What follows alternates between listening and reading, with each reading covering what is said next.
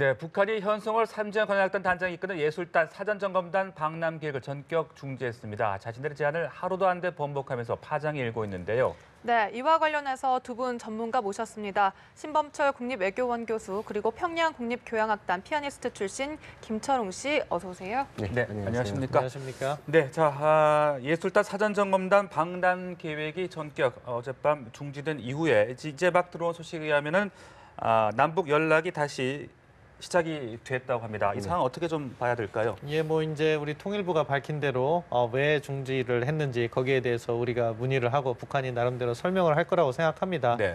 어제 밤 10시였기 때문에 북한으로서도 갑작스러운 결정일 것이고 이유를 설명하지 않고 일방적으로 중지한다고만 사실만을 통지했기 때문에 네. 거기에 대한 이유와 그 배경 이런 것들을 이제 서로 논의하면서 뭐 해법을 찾아가야겠죠.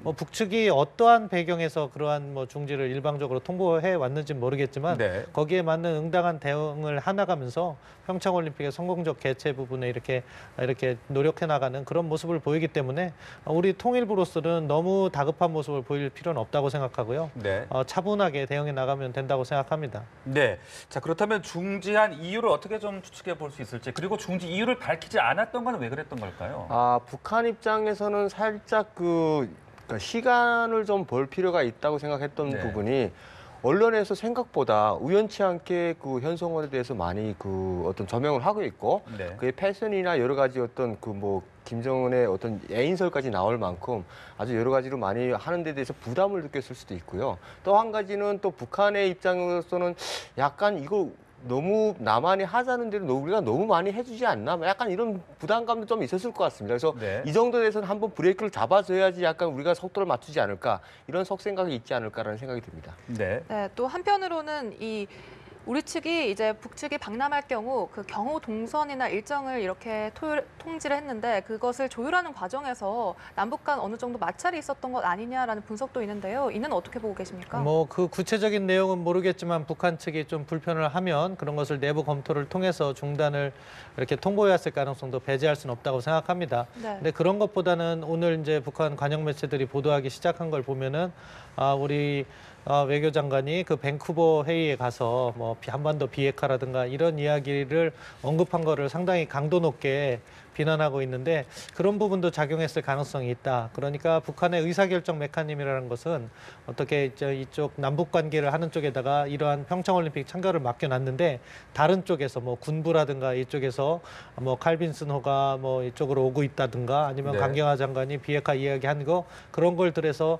김정은에게 직접 보고를 해서 결재를 받으면 또 그게 또 원칙이 되는 거기 때문에 그렇기 때문에 지금 뭐 다각적인 관점에서 이것을 살펴봐야 될 수밖에 없는 것 같습니다. 네, 또 북측이 어제 밤에 아주 늦게 갑작스럽게 통보를 해왔지 않습니까? 네. 이게 어떤 좀 밀고 당기기식의 어떤 북한의 전략이 아닐까 이런 얘기들도 나오는데요. 네, 그 제가 생각해봤을 때 북한 입장에서는 자기들이 어찌 보면 네. 남한에 배려를 해준 입장입니다. 쉽게 말해서 이때껏 감추고 있던 여러 가지 어떤 대화 상대를 우리가 지금 열어준 건데 니들이 이렇게 나오면 안 되지 않냐? 약간 이런 입장이 아닐까 생각합니다. 그래서 네.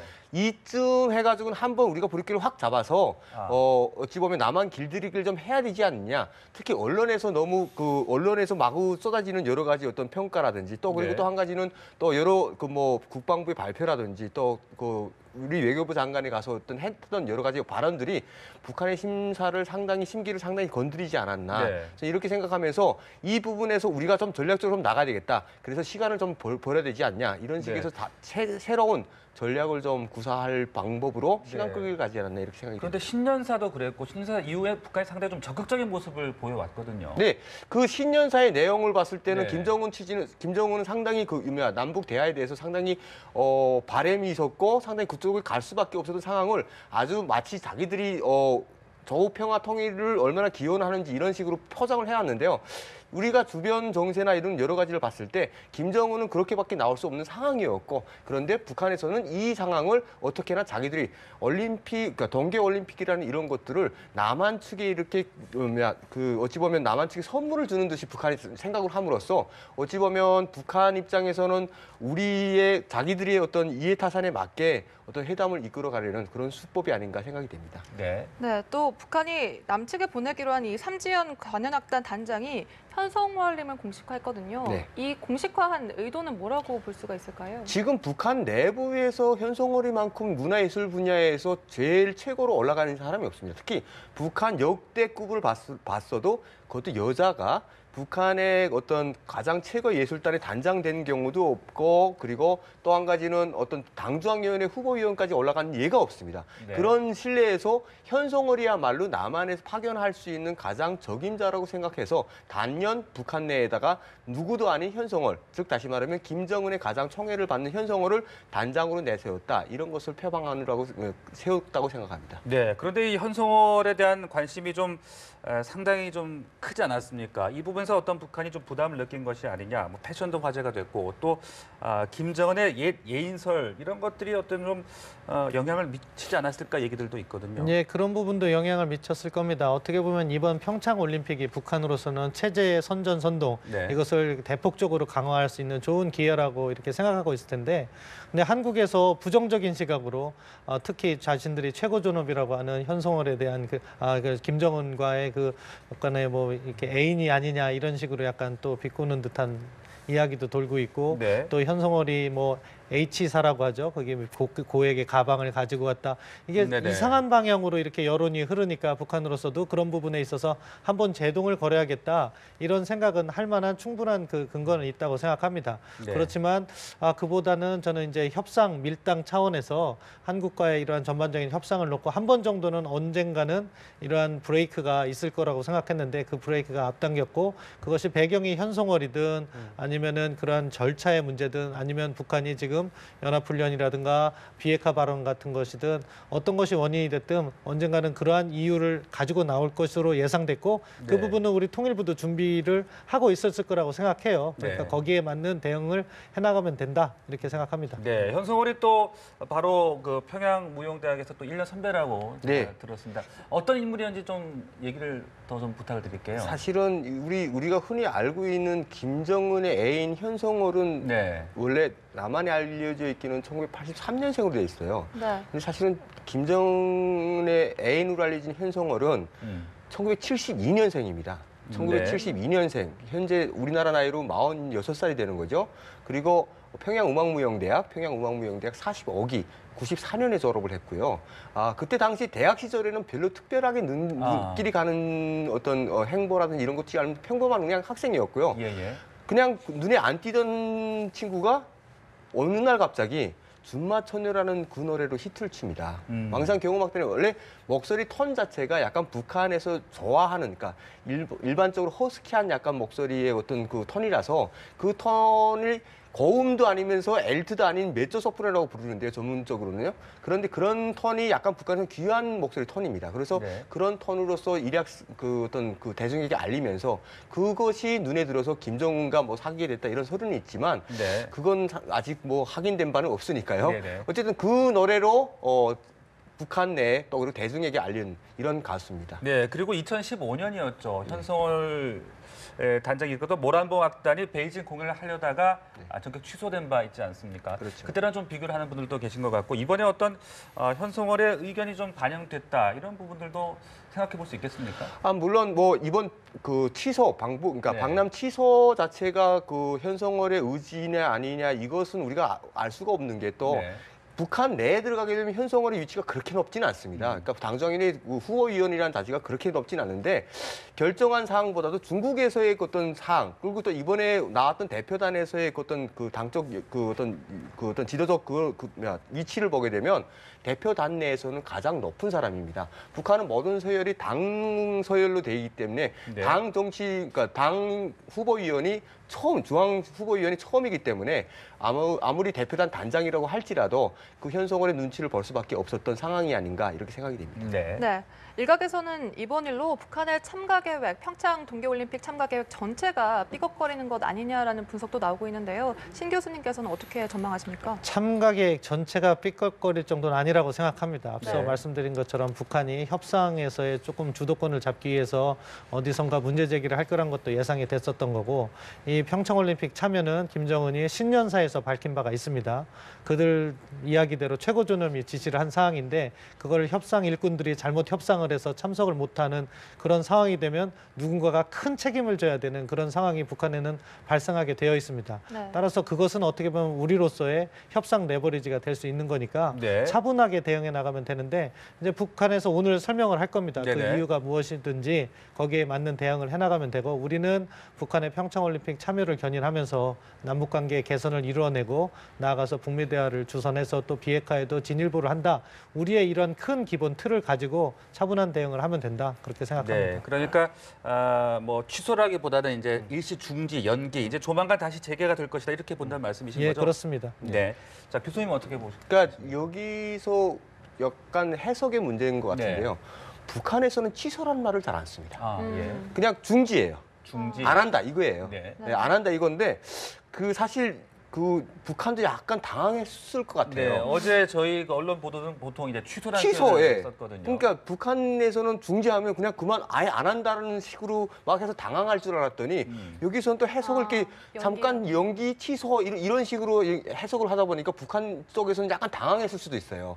이러다 네. 보니까 오늘 급작스럽게 또 연락이 오는지는 모르겠지만 예. 여러 가지 상황을 봤을 때는 북한에서는 좀 자기들이 강경하다는 것을 좀 그 표현을 하려고 이유 없이 그냥 중단 이렇게 얘기를 했는데 네. 우리 언론들이 그러니까 우리 입장에서 우리 해석을 하는 상황에서 취소라는 단어를 쓰다 보니까 네. 북한에서도 조금 우리가 뭔가를 잘못 지금 하고 있지 않나 하고 좀 당황했을 수 있지 않을까 네. 이런 생각이 듭니다. 사실 올림픽 개막 때까지 시간이 얼마 남지 않았기 그렇죠. 때문에 빨리 좀 서둘러 진행되는 그런 부분이 있어야 되지 않겠습니까? 맞습니다. 네. 이게 지금 정말 그 2월 9일 날 또 2월 10일 날부터 경기가 시작되는 거 아닙니까? 네. 그래서 당장 지금 시간이 없고 공연단이 들어와서 공연만 한 가지만 봐도 지금 서울과 강릉 두 군데서 하기로 했는데 네. 이것의 리허설만 해도 현지 리허설만 해도 시간이 별로 없습니다. 네네. 그리고 또 우리가 또 예측을 해야 되는 게 여기서 우리가 합동 공연을 할 수 있지 않느냐 뭐 이런 생각들을 하고 계시는데 제 생각으로서는 음악 전문가로서 제 생각으로서는 합동 공연은 정말 시간이 없어서 안 될 것 같습니다. 네. 너무너무 안타까운 일이지만 그럴 만큼 지금 이게 예술단이 가장 물론 스포츠는 계속 준비되어 있고 한쪽에서 연습을 해서 그 실력을 나타낸다고 하지만 예술은 음악은 또 그렇게 안 되는 거라서 공연은 그렇게 안 되는 거라서 이게 먼저 선차적으로 진행되지 않았느냐 제 네. 생각이고요. 지금 빨리 방남을 해서 현장 조사를 빨리 마쳐야지 리허설이 빨리 진행되고 네. 그에 맞게 준비가 될 텐데 지금 하루라도 지금 빨리 들어와야 되지 않는가 제 네. 생각입니다. 합동 공연도 상당히 좀 시일이 촉박하다. 너무 촉박합니다. 아, 그렇군요. 네. 네, 한편 오늘 스위스 로잔에서는 이제 남북한 대표들이 모여서 IOC와 함께 이 공동 입장이나 이 남북 단일팀에 대한 회의를 갖습니다. 어떤 성과를 기대하고 계십니까? 이제 뭐 사전에 준비와 접촉이 있었기 때문에 잘 우리가 남북 간에 합의된 내용이 잘 반영될 거라고 생각합니다. 토마스 바우 IOC 위원장하고도 저희가 여러 차례 연락을 주고 받은 거로 알고 있기 때문에 공동 입장 그리고 아이스하키 단일팀 뭐 그리고 북한이 참여하는 종목 이런 것들을 갖다가 잘 협의해서 오늘 저녁 뉴스 정도면은 네. 좋은 결과가 이렇게 보도되리라고 생각됩니다. 그런데 그 공정하지 못한 것 아니냐 이런 부분 글쎄요 원만하게 잘 마무리가 될까요? 우리가 뭐 잘 설명을 해야 된다고 생각합니다. 사실 네. 올림픽이라는 것은 어떻게 보면은 한편에서는 스포츠를 통한 인간의 어떻게 보면은 승리, 그것을 자기의 한계를 도전하는 그러한 모습을 보여주는 게 또 스포츠고 올림픽인데 다른 한편에서는 이것을 통한 뭐 평화라든가 이런 상징적인 측면이 있기 때문에 이 두 개를 잘 조화시켜야 되는 거죠. 그러니까 사실은 한국만 엔트리가 좀 늘어난다 이런 네. 부분은 상대편에서 불편한 부분이 있지만 그 부분에 있어서 우리의 그러한 평화를 위한 노력, 이 부분을 잘 설득시키는 노력이 필요하고요.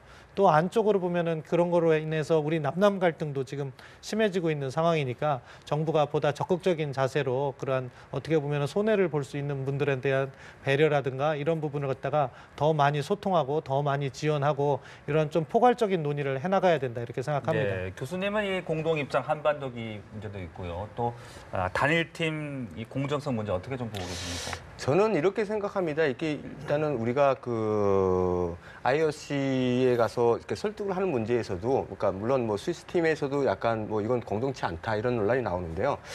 어찌 보면 우리 그 남북한이 가진 특수성을 좀 이해를 했으면 좋겠고, 그리고 또 한 가지는 뭐 세계 유일의 분단 국가지 않습니까? 그래서 네. 이번 동계 올림픽을 통해서 이런 분단의 이미지라든지 약간 평화적 어떤 메시지를 구축하는 데서, 그러니까 물론 스포츠의 어떤 게임적인 이것도 메달도 중요하지만 네. 어떤 원래 본래 취지에 맞게 평화라는 이런 의미에서는 서로 좀 양보를 했으면 좋지 않을까 이런 생각이 들고요. 그리고 안으로서는 또 이런 생각이 듭니다. 그러니까 물론 한반도기나 뭐 여러 자기 국가의 기도 좋지만 서로가 화해하고 협력하는 이런 모습을 보여줄 때 진정한 올림픽적 그 어떤 그 정신이 아닌가, 올림픽 정신이 아닌가 이렇게 생각이 되고요.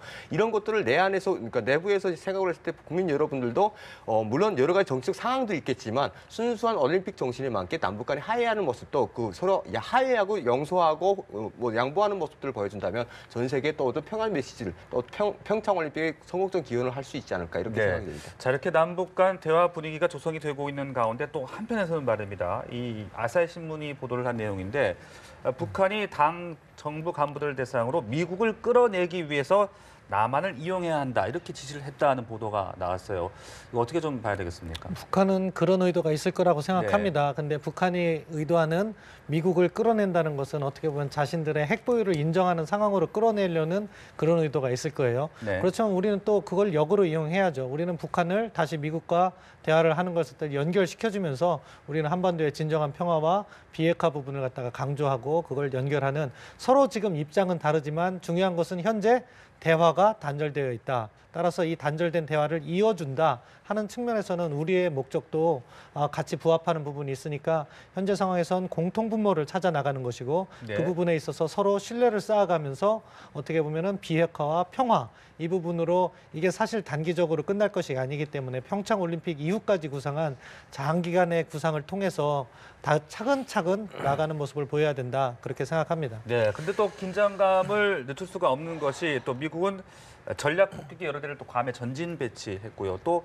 북한은 올림픽 개막식 바로 전날입니다. 또 공교롭게 지금 열병식을 준비하고 있다 이런 소식들도 전해지고 있거든요. 뭐 미국이 전략 폭격기를 배치한 것은 어떻게 보면은 백업 플랜이라고 해야 되죠. 관계가 네. 잘 진행되지 않았을 때 죄송합니다. 진행되지 않았을 때 그 상황에 대비하는 것이고요.